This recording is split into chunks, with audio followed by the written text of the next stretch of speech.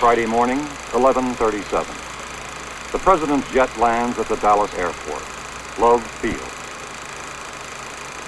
I was on Simmons Freeway earlier, and even the freeway was jam-packed with spectators waiting their chance to see the president as he made his way towards the Trade Mart. It appears as though something has happened in the motorcade route. Something, I repeat, has happened in the motorcade route. There's numerous people running up the hill alongside Elm Street, there by the Simmons Freeway.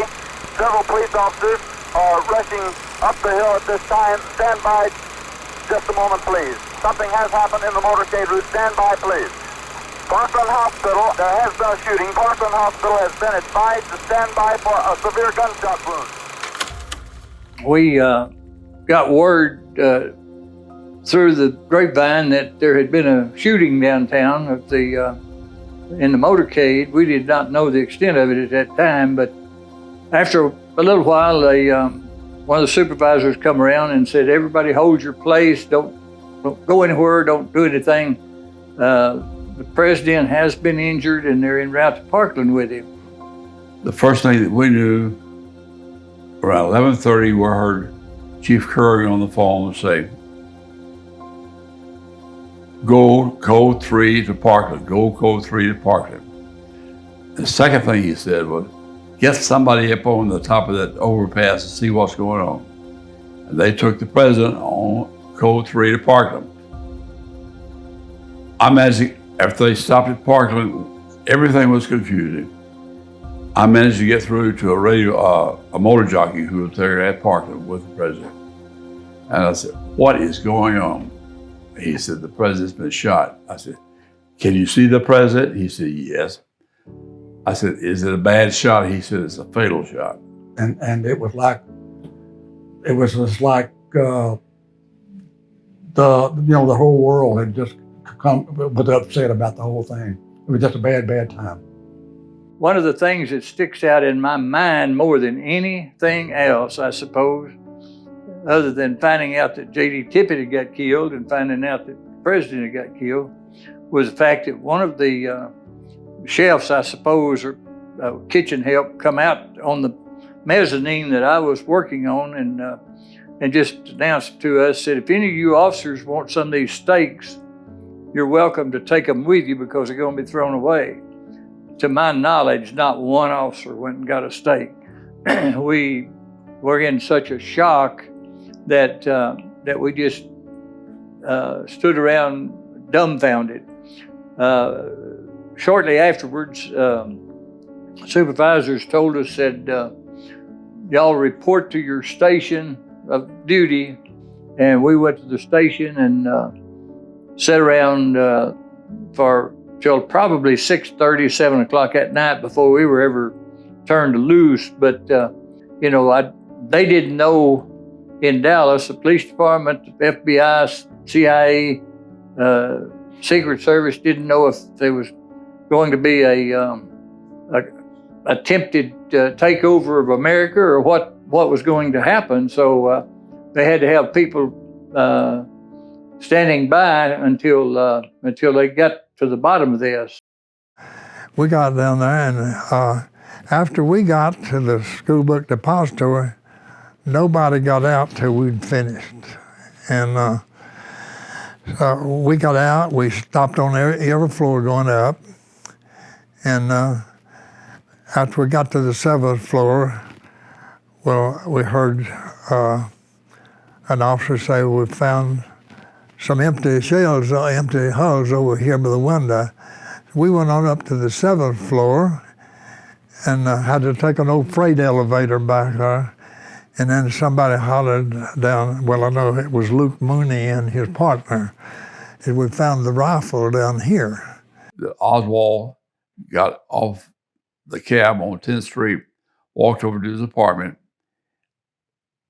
and then he started walking to the school book to Texas Theater.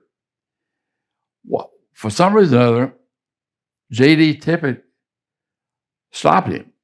And we don't know why. There wasn't a description out of him, but the witnesses that saw the shooting absolutely testified of what J.D. Tippit did. I don't know if you've seen it or not, but every time he got out of the car, he tilted his hat on the back range. Real slow, easy guy. He got shot. This, from these witnesses that saw the shooting, is where we got a description of Oswald. He went over to the Texas Theater. People, by this time, it was already on the radio. People saw him going to the Texas Theater. Police were called. Again, make a long story short, he was apprehended. We were getting ready to go to that Irvin address that we had on Oswald out in Irvin. So Lieutenant Baker answered the phone. He said, well, I think they have the man that shot Officer Tippit in Oak Cliff on the way to the City Hall with him. And while I was walking, while I was talking, they brought him in. And so when they brought him in, so I told him, we'll be on up there. I knew Cap was going to go as soon as he found out. So we took out and went up there. It probably took 5 minutes.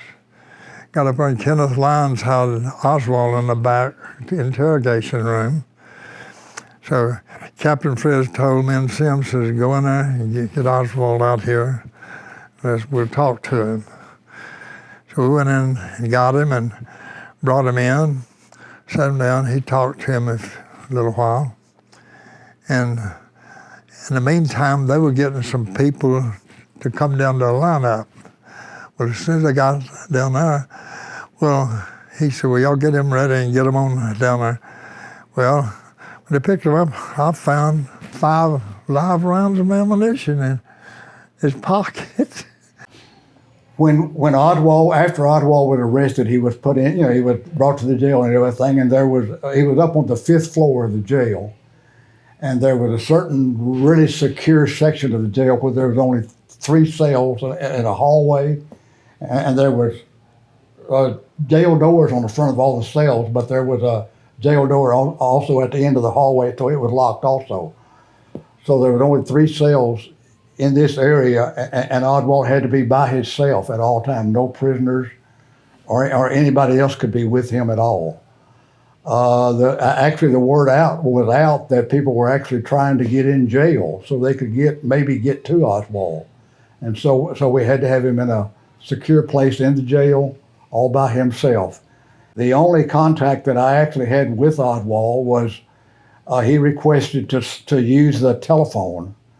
And so we had to make arrangements to get all the other prisoners out of the area, from the telephone area. There was one telephone cell, and it was big enough for 2 phones and everything, so we couldn't let anybody in there with him because they didn't want anybody around him at all whatsoever. And the only other time I had a conversation with him was when his wife was down to visit him, and the visitor's room was on the 4th floor of the jail. And so he had to be taken down from the 5th floor to the 4th floor.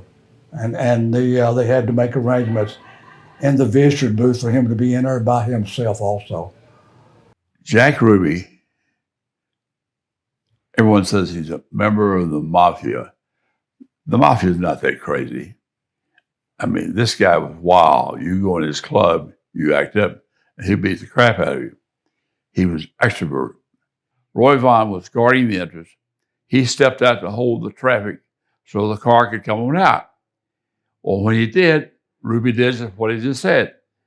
20 seconds later, he steps right there and he walks down, and about 2 minutes later, they come out of the jail office with Lee Harvey Oswald, and Ruby saw his chance. He didn't go down and shoot him.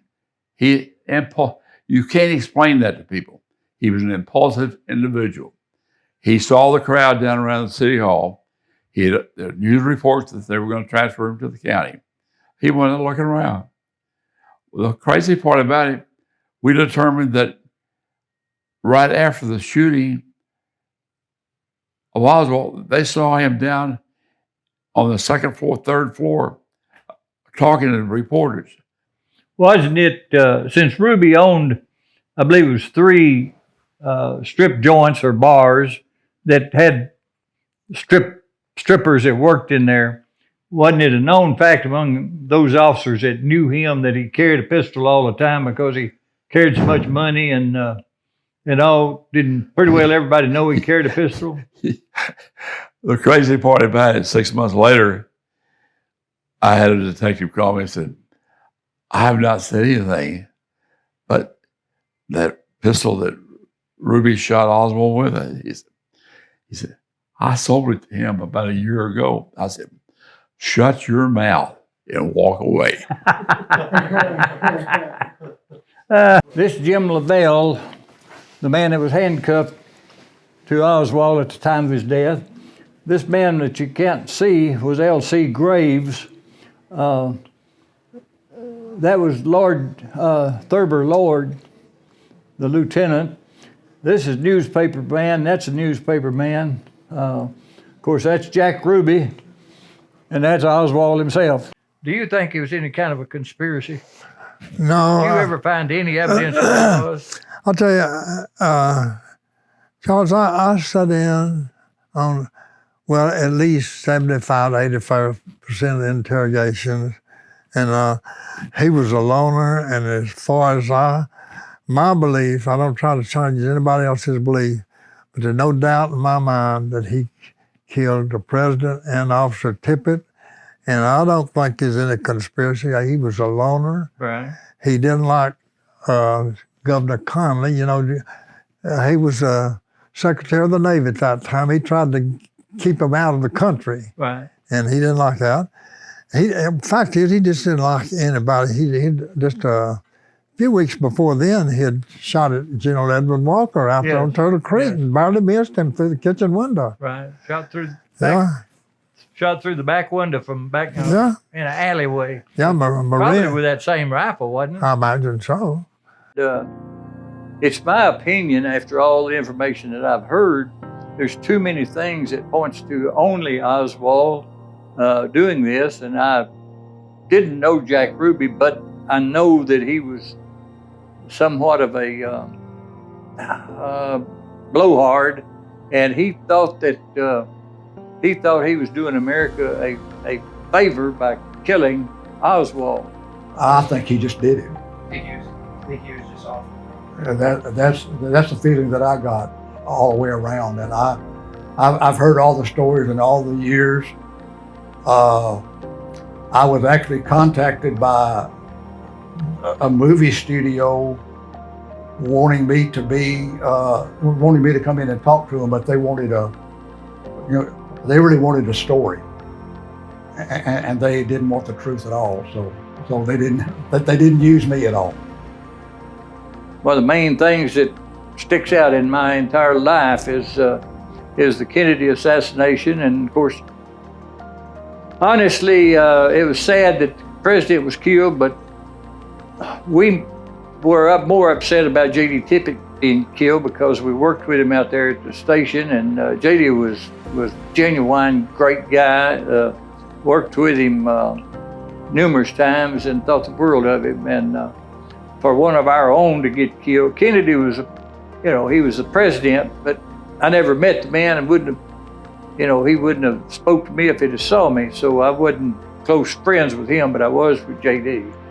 But that's the story of my time with the police department, and I went ahead and worked many more years after that, and enjoyed my career with the Dallas Police Department.